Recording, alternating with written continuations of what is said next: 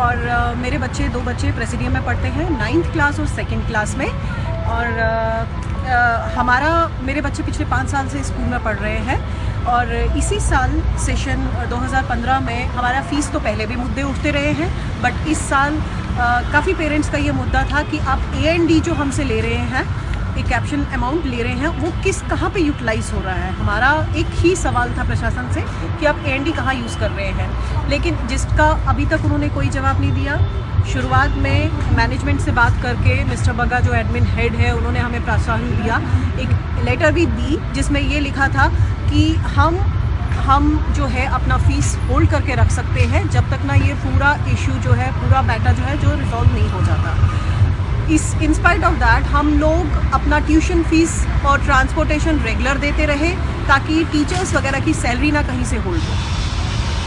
But उसका नतीजा ये हुआ, ये मैटर तो रिजॉल्व नहीं हुआ, बट हमारे पास टीसी हाथ में दे दिए और टीसी देने के बाद आज हमें कॉल करके ये कहा जाता है कि हम आके बच्चों को स्कूल से ले जाएं।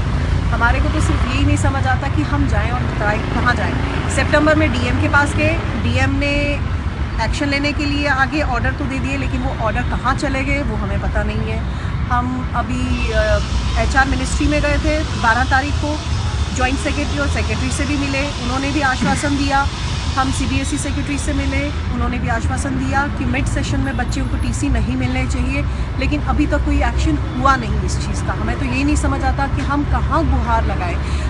हमारे मोदी जी कहते हैं बाहर जाकर कि हमारे को पूरा हक है ये जानने का कि हम कहाँ पे पैसा लगा रहे हैं, लेकिन जहाँ हम अपना पैसा की बात करते हैं कि हमारा पैसा लग कहाँ रहा है, वहाँ हमारे हाथ में TC आ जाता है। तो ऐसे में हम क्या करें? हम गुहार लगा रहे हैं, शासन प्रशासन की मिली भगत जो है वो कब तक अपनी मनमानी करती रहेगी और हम जैसे पेरेंट्स कब तक सफ़र करते रहेंगे। इन सब को देखते हुए हमारे बच्चों का फ्यूचर क्या है इस देश में? हम तो गुहार लगाते हैं हर डिपार्टमेंट से कि हम क्या करें इसमें।